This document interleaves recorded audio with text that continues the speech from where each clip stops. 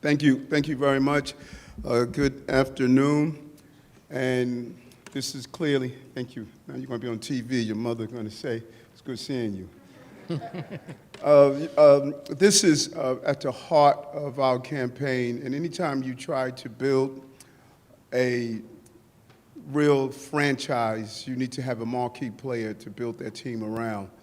And part of what we're going to do in government is to look at how to use taxpayers' dollars better and more efficient. And I believe in all my heart throughout the last few months and years, looking for a marquee player to build that arm of our team. I had to find the right person.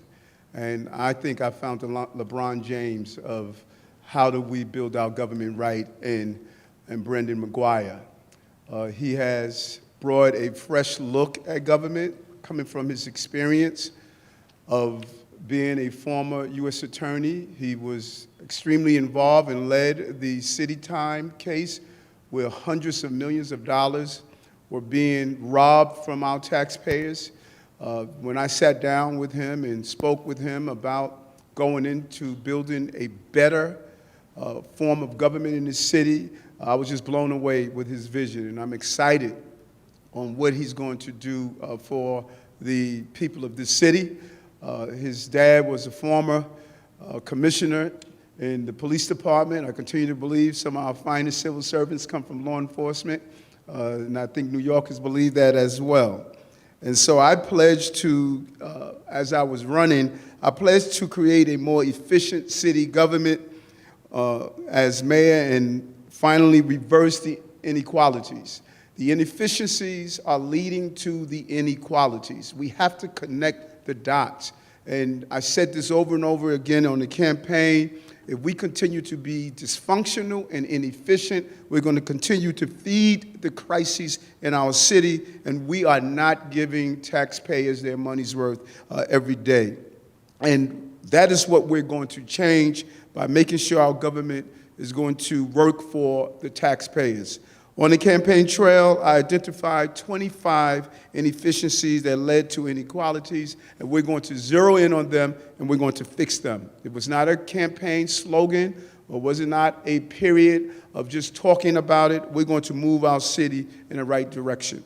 We're going to be rooting out waste, fraud, and abuse in our agencies. Cities are run by agencies. If those agencies are failing, your city is going to fail. And we have to start looking at it on the level that I talked about on the campaign.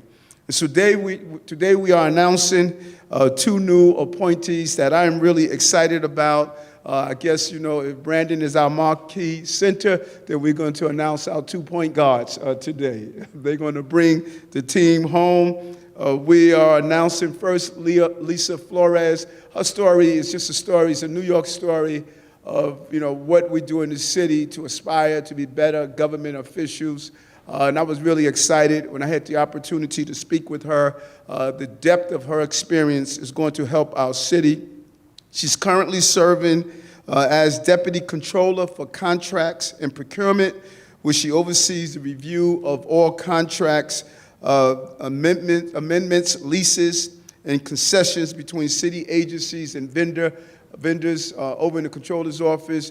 As you know, Scott Stringer ran for mayor, and Scott Stringer did a darn good job as a controller as he audited to make sure we were doing the right things. Instead of waiting for the problems to happen, we're bringing the controller right inside our city hall so we can do a better job. As director of MOCS, Lisa would lead a team that provides policy, operational advice, and technical assistance to agencies as they manage their daily procurement activities. And she will also be responsible for ensuring that our contracting process with the nonprofits, we heard this over and over on the campaign trail, it is taking too long to pay nonprofits. too long. And many of them are providing the services to fill the gaps, but it is too cumbersome, too difficult, and it's taking too long to make it happen, and we want to change that. We announced a partnership with Controller Landa. We put in place a task force to see how we could address this real problem, and Lisa's going to assist us in doing so. The second appointment is Marjorie Landa. She will serve as the lead of the newly created Mayor's Office of Risk Management and Compliance. She currently serves as Deputy Controller for Audit and Investigations, where she oversees a team of 150 people who conduct audits and investigation of matters related to and affecting the finances of New York City. And in her new role, she will be responsible for reducing the risk of fraud and waste, maximizing city revenues and improving the effectiveness of government operation. Both Lisa and Marjorie will report to Brandon, the chief counsel, and he's here with us today. And again, he has just been an amazing additive to our administration, and we're looking forward for this amazing team that he will continue to build out to zero in on fraud, mismanagement, and a failure of transparency in government. We're going to go deep. We're going to put in place a system to look at all contracts in excess of $10 million. They will go under immediate review to make sure that they are providing the services we need in our city. We're going to look at MWBEs. It is embarrassing to know in this city that we only have 3.8% of all city contracts are going to MWBEs. That is a failure. It is unacceptable, and we're not going to continue it. Most importantly, we're going to create a system of tracking in real time. You heard me talk about this often on the campaign trail. The goal is to have a real-time management reporting system that can't be an annual report. We're going to look at month by month to see if we're trending in the right direction. I'm a big believer, if you don't inspect, what you expect is all suspect. And for far too long, our system has been suspect in this city, and we're going to turn that around and start giving New Yorkers their money's worth. I'm excited about this team we're building. I said it before, and I'm going to continue to say it so it resonates. My team is going to be emotionally intelligent, and we're going to be the team 6 of government. We're going to not only be efficient, but we're going to respect each other. We're going to build a system of trust. We're going to have a zero tolerance of dysfunctionality in City Hall. No backbiting, no going against each other. We can't solve New York's problem if we have problems within our administration. If you see turnovers fast in my administration, it's because I'm going to immediately identify who do not fit. If you don't fit into the energy and spirit that I have, that we must uplift our team and uplift the people of this city, then you won't serve in my administration, and I'm going to have a zero tolerance of people not committed to the employees of this city, committed to each other, and committed to reaching the vision that we expect from New Yorkers. We are better than what we have been showing. We're leaving too many people behind. We have become comfortable with them being left behind. That ends on January 1st when this new team of people who love this city and professionals that understand how to move our city forward will take the helm. And so I wanted to bring on my chief counsel for City Hall, Brendan McGuire, and we will hear from both Lisa and Marjorie. Brendan? Brandon, I'm always saying Brandon.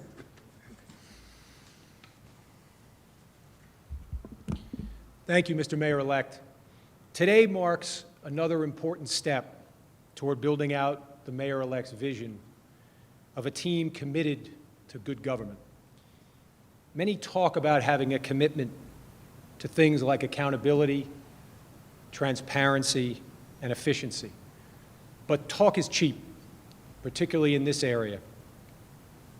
And what New Yorkers expect and deserve is action. Action that demonstrates a genuine commitment to a better government for all of us. Today's 2 appointments and the creation of a new office laser-focused on the risk to our city's resources, do just that. Lisa Flores and Marjorie Landa are proven government leaders who have dedicated their careers to serving the city. And they are women who embody integrity, expertise, collaboration, and commitment. And I very much look forward to working with them, along with DOI Commissioner nominee Jocelyn Strouber, to ensure that our city's assets are deployed both as efficiently as possible and as equitably as possible. A critical component of the mayor-elect's effort in this area will be what we believe is the first of its kind Mayor's Office of Risk Management and Compliance. This new office, which will be charged with identifying operational, financial, and compliance risks before they result in more costly audits, investigations, and litigations, reflects the mayor-elect's pragmatic and creative approach to protecting the city from waste and mismanagement. There is more to come in this area, but this is certainly a very significant step forward, and I feel privileged to be a part of it. Thank you.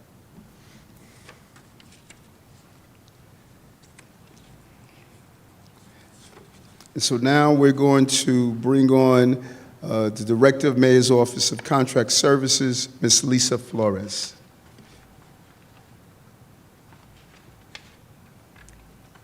Thank you, Mayor-elect Adams, Mr. McGuire, and the whole team for giving me the opportunity to be the next Director of the Mayor's Office of Contract Services. I am deeply humbled to stand here in the company of such dedicated and accomplished public servants. Today's announcement makes it crystal clear that your administration is committed to an honest and fair government that's open to all and that all New Yorkers can trust and believe in. It is a great honor to be part of a team committed to restoring confidence in government, and it's a goal that is part of my DNA. My parents, both of whom were born and raised in Puerto Rico, taught me the importance of honor, duty, and service to others.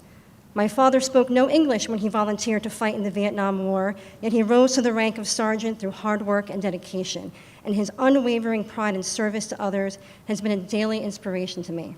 My mother was a city employee for almost 30 years and began her career at a time when women were a rarity in positions of authority. Yet every day, she was 100% committed to excellence in the face of all adversity. It is with this foundation to public service that I joined the city almost 20 years ago. For me, returning to MOCS in this role presents a unique opportunity to utilize my oversight and government experience in a very different but impactful way. Together with the team and in collaboration with stakeholders, the office will work towards implementing best practices, championing reforms that are informed by a broad cross-section of voices and leverage all of the tools in the procurement toolbox to help build a procurement environment that is collaborative, business-friendly, that fosters innovation, and that's transformative. No stone will be left unturned in seeking out solutions to persistent hurdles and frustrations in the city's procurement system. We simply need to be faster, more nimble, more accessible, more inclusive, and more responsive to the needs of businesses, not-for-profits, and MWBEs. And I intend to listen to all perspectives and ideas and be laser focused on getting things done to help the city continue to grow and prosper. As we continue to battle the COVID crisis and all of the economic and social pressures around us, there are a number of priorities we will focus on in collaboration with city agencies, key stakeholders, and advocates, such as reforming the procurement rules to tackle systemic inequities faced by MWBEs, non-for-profits, and small businesses. Expand the MWBE program, increasing their access to city contracts and paying them on time. Working closely with Comptroller-elect Brad Lander and the non-for-profit task force on comprehensive overhaul to nonprofit contracting to reduce retroactivity, finally pay non-for-profits on time, and pay fair wages. Timely and transparent expenditure of federal infrastructure funds, fostering a business-friendly environment to support agile, responsive IT solutions, to serve the public and to expand the city's presence as a technology hub of innovation. Climate initiatives of green infrastructure, renewable energy, sustainable and equitable food production, and so much more. And that's why I look forward to the important work of ensuring taxpayer dollars are spent efficiently and that government is transparent, accountable, and equitable. Thank you again. Pa'lante. Thank you. and our Director of Mayor's Office of Risk Management and Compliance. We're here with Marjorie Landa.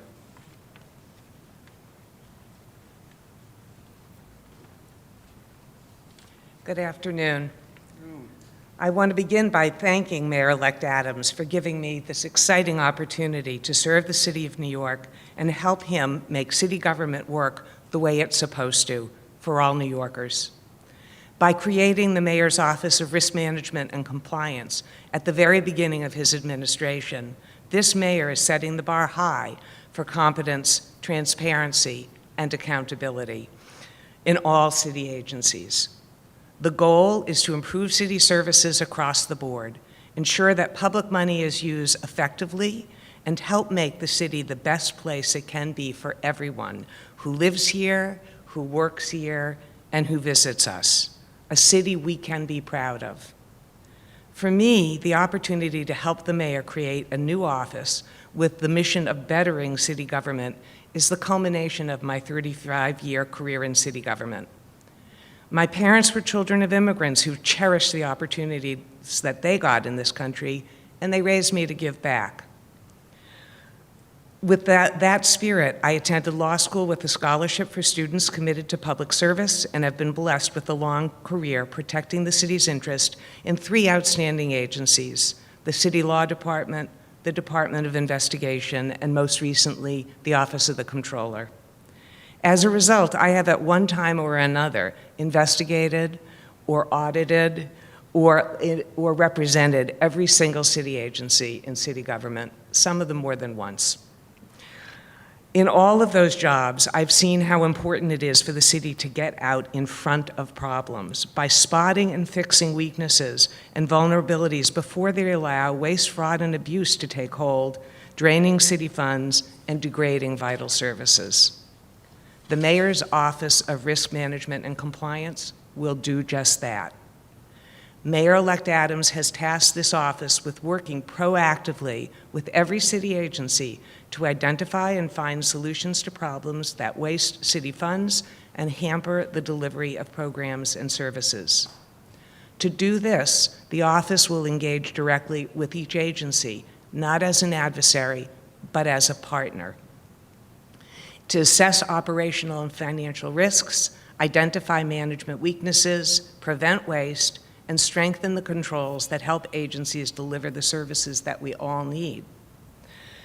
The risk-based, forward-looking focus of this initiative sets it apart from the work of other existing oversight agencies that primarily respond only after problems have occurred. New York City's strong mayor form of government gives this administration a meaningful opportunity to shape and guide problem-solving within each agency and across agency lines, and will enable the establishment of successful strategies and standards throughout the government. Agencies will be able to break out of their silos and learn from one another, sharing lessons on the compliance strategies that worked and those that didn't. And it will position the mayor's office to provide support, resources, and guidance where needed, and to respond quickly when problems emerge. So, thank you, Mayor-elect Adams, for setting the bar high. I look forward to helping you make sure that it stays there. Thank you so much. Thank you. Yes. On topic? We are gonna have on-topic questions. Katie? Hi, good afternoon. My question, since you have talked about rooting out corruption and other issues and inefficiencies in agencies, are there certain agencies that are kind of on the hit list, I guess, initially that you're looking at? And if so, could you name them? I am concerned with budgets in certain agencies, and I believe the professionals will look at them and make the determination. I'm concerned that we just can't seem to get it right in NYCHA. Why do we have so many outstanding tickets? Why are we seeing a lack of repairs? We're going to partner with our amazing new Chief Information Officer to build out some form of a NYCHA stat so we can track the tickets, the outcomes, how are the vendors providing their services. We need to really have a deep dive. And you've heard me say it over and over again. We're spending $38 billion in education. 65% of black and brown children never reach proficiency. I mean, you could just wake up in the morning and get 65%. You would get these results. We need to get into the Department of Education, find out where are these dollars going. What are we doing? How come we're not screening children for dyslexia? How come we're not having a foster care program so our children are not aging out? The DOE is crucial to me. And Department of Correction.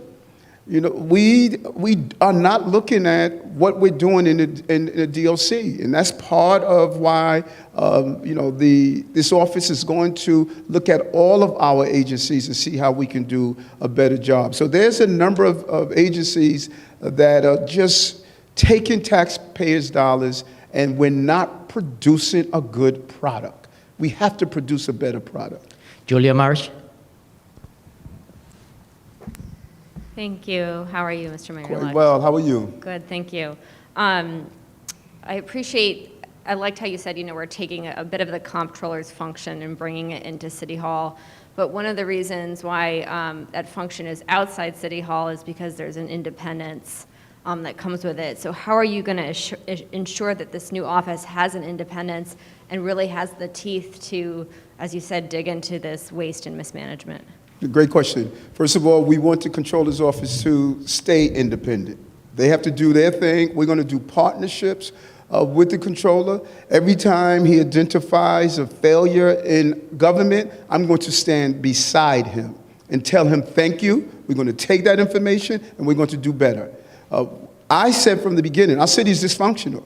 So this is not a secret to me. I know it's dysfunctional. And so the Controller using his power and his vast auditing abilities to go in is a real win for me. But this office will have its teeth because the chief counsel is going to bring in all of our chief counsels. They're going to understand that this is coming directly from the mayor. When they reach out to an agency, that agency will respond. They're going to receive the support that they need so that we can use taxpayers' dollars better. They have the full weight of my office to do their job. No one will fail to turn over the information that they need to get the job done. On topic? Here one, yes. Hi, how you doing? How are you? Chilling, it's hot in here. I got a question. How does your team get together and brainstorm and kind of avoid the trap of performative diversity as you build out your team and your administration going forward and find people who are truly diverse but also emotionally intelligent, like you've talked about before? I'm sorry, I didn't get that. Your mask is blocking a lot, so you got to It's talking a lot? Okay. I'll say it slower. Yes.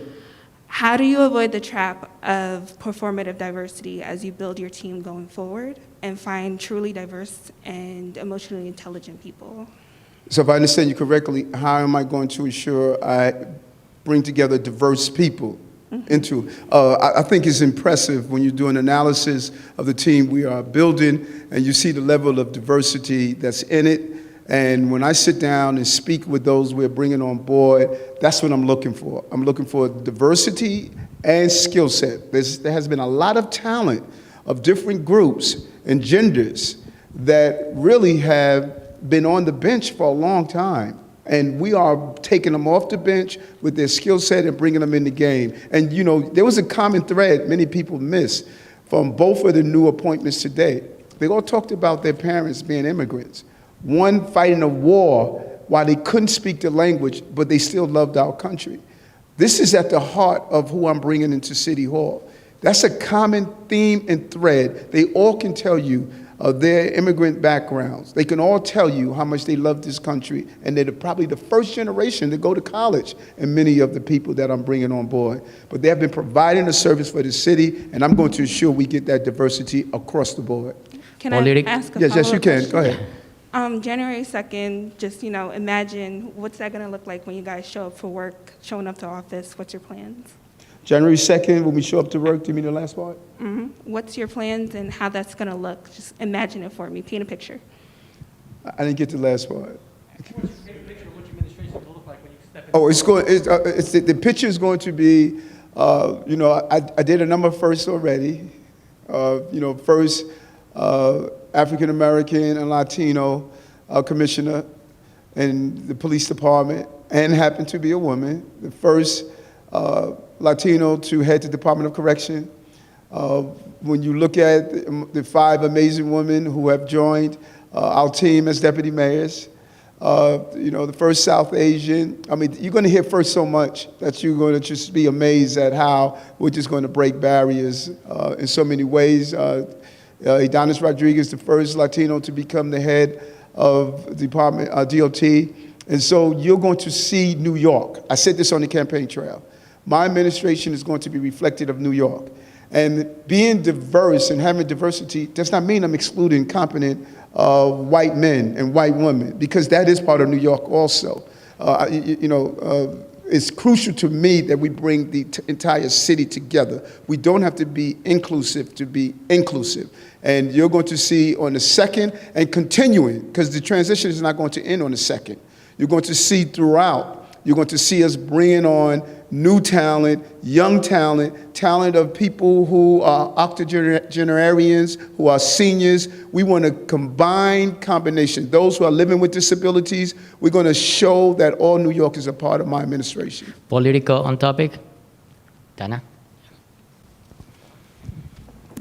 Hello. So when do you plan on having all of your team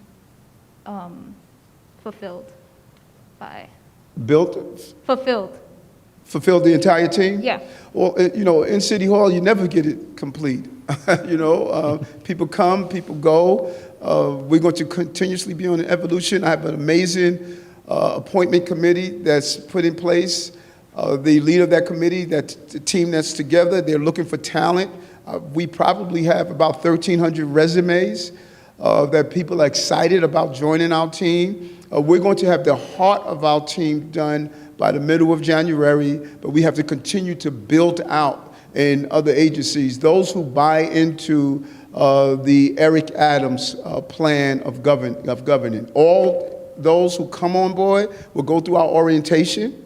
We want people, we're not just hiring people to be in City Hall. They have to buy into our vision, our concept, and our way of doing business. And so we will have the majority of the leadership in place by the middle of January, and then you figure by the time the end of January, beginning of February, we will have a full complement, but we're going to constantly be put in place a way of recruiting new people to be part of the administration. Off topic now, Courtney Gross, New York 1. New York 1. Yes. Hi. Can you hear me? How are you? Yes, we can. I'm good. Thank you. I hope you're well. Yes, thank you. So before the holiday, there was some discussion of whether or not you're going to continue to potentially appoint a deputy mayor for public safety. Wanted to check in on that, whether or not that is still within your plans and whether you would still consider Mr. Banks for an appointment. Yes, it's still in my plans to do that appointment. We are looking at all the candidates, and there's been a lot of reports that we've delayed because of reports, and we delayed because of this or that. They are not true. We are moving on Eric Adams' schedule. We're not attempting to outpace anyone. I'm moving towards a very methodical and smart way of building a team. We have done so many appointments, and they're lined up, and we are right on target where we want to be. And yes, I am going to have a deputy mayor of public safety, and the goal of that deputy mayor is to combine all of our law enforcement agencies. We have so many in this city that are not operating on one concept. And that is what I'm going to do. And so I'm looking forward to rolling out that appointment. Jacob from the forward. How are you? That was a great old picture that you sent me. Thank you. I have more. What would be your level of outreach to different communities who are lacking in terms of vaccines, boosters, to just make sure that they actually get to those sites, that they actually get tested regularly, so you can monitor what's lacking and how you provide them more resources? I am a big believer on credible messengers. I don't believe we do a great job and building out credible messengers.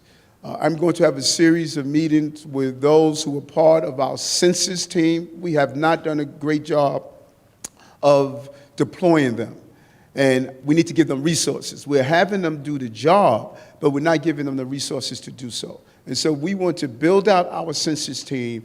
They already made inroads with the various communities in the city.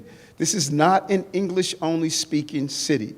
And so we are going to really empower using our CAU unit. We will be announcing the head of that unit soon, but we're going to use them to empower our census team to use the various ethnic groups, the various languages, to go into these communities and find the right incentives to get people vaccinated. Booster shots are crucial. The next day or so, we're going to roll out our official plan on what we're going to do in the upcoming year. But the goal is to really look at those credible messengers and get them inside the communities and do the hard work that's needed. Dana Rubinstein from the New York Times. Dana? Sorry, I actually didn't raise my hand to ask a question. So good. Evan, Dave? Good to see you, Mayor-elect. Always, thank you. I wanted to ask you about Mayor de Blasio's presentation this morning that you were a part of Yes. on the school safety COVID plan. You've said in the past to us when we've peppered you with questions about, well, what's going to happen, in the future when you do become mayor. You've said there's only one mayor at a time. Yes. When we've asked about, would you be in favor of a vaccine mandate for kids, all the kids in schools, you've said, well, if the science shows that it's okay and it's good, then you would be in favor of it. By virtue of you being there, by Dr. Chashki being there, by you not saying anything about a mandate, I take it you're saying now you're not in favor of a mandate at this time, and that Mayor de Blasio's plan is also your school COVID safety plan at this time. Well, and I was very sensitive about not creating chaos. That is, there is a lot of anxiety right now. And when I sat down with the mayor a couple of months ago, I said, Mayor, we cannot add to the anxiety. When I'm in the streets, just a level of fear that people are feeling. And when they hear the mayor, the governor, the mayor-elect, when they hear us at each other's throat, when they hear us saying that I'm in contradiction of that, that is adding to the anxiety. All of us saw at the beginning of COVID when it first hit here, it was an embarrassing time to see the mayor and the governor and everyone fighting with each other. I was extremely sensitive not to do that. We have one mayor. That mayor is going to finish his journey on the 31st. When I become the mayor of the city, that is when I'm going to pick up the mantle. If he does something I disagree with, I won't join him, and I will step back and allow him to articulate his vision for the city. If I agree with him, then I would join with him, and we stand side by side. I believe the science must be the prevailing source that we look at. And we don't have the power to mandate vaccines for children. We don't have the power, believe it or not, to even mandate testing for children. That is a statewide mandate. If the science is telling us we need to vaccinate our children, I'm going to comply with the state tells me to do, and I'm going to follow the law. One thing we know for sure, the safest place for our children is in school. That's the safest place. The numbers speak for itself. And so I believe that's what we need to continue to do. Andrew, see if- let me finish. Mayor-elect. Yes. By you not disagreeing with the mayor on it, and it's fine to say that this is your plan for at least the next few weeks anyway, can we assume that that is also your school COVID safety plan?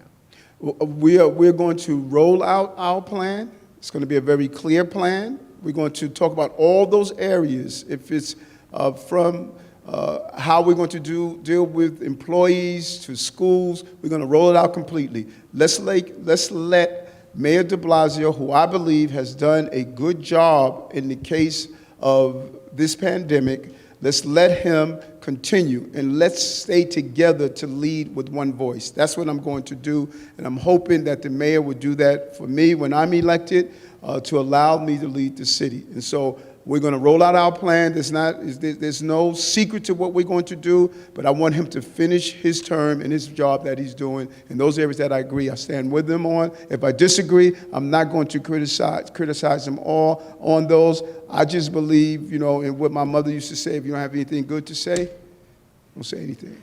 Andrew Sif. Just a quick follow-up on Courtney's question for a second. Yes. With regard to Phil Banks, you're naming an anti-corruption team, you're naming you're talking about not even the appearance of impropriety. Are you saying that the questions that have been raised about Phil Banks from past investigations haven't weighed on you at all as you ponder him for joining your administration? I am clear I'm an avid reader, and I believe it's imperative that we look at this amazing system of justice that we have. Like it or not, I spent my life following the system of justice. A person is innocent until proven guilty. That is what I live by. And Andrew, let's be honest. People have made some unfair allegations about me. When it has proven over and over again that I comply with all rules and regulations. I was the only elected official in this city that had a compliance officer. Had 5 people assigned to just compliance and always followed the rule. And so I'm not going to demonize anyone. We haven't decided who is the public safety person. Others have decided for us. We have not. But I'm going to make sure I find the most talented people to do the job. And I think we're going to show that we're going to adhere to following the rules. And that's why I brought on board an amazing crime fighter, former prosecutor, who's really setting the standards for us. And that's the energy and spirit we're going to have. And just real quick on schools, Mike Mulgrew today said, it's about time they woke up. Parents and the teachers union have been saying for weeks that there isn't enough testing in the schools and that the situation room has been asleep at the switch. What do you make of what Mr. Mulgrew has to say? I like Mike. I think he's an amazing advocate for his members.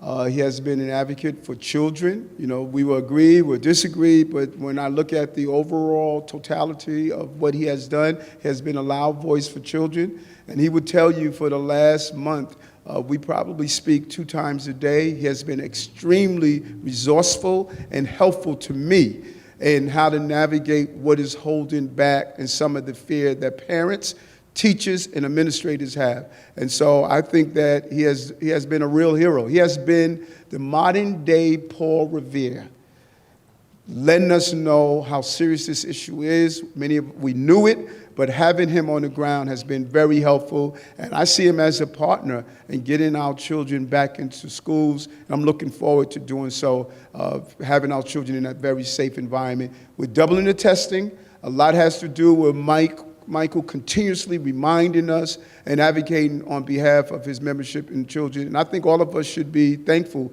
for the advocacy that Michael has shown over these last few months and really years. He has been talking about this issue, and I thank him personally. Last 2 questions. Chris Sommerfeld from the Daily News. Chris? Hi, Mayor-elect. Can you hear me? Yes, I can. How are you? I'm well, thank you. Wanted to circle back on something you said just now about Mayor de Blasio's COVID policies. His private sector mandate, as you know, has now taken effect. While I understand you don't want to, break with the mayor or criticize him at this point, can you give us any indication on whether you're going to keep that mandate in place or alter it in any way once you take over? No. Next one, last one, Pix 11.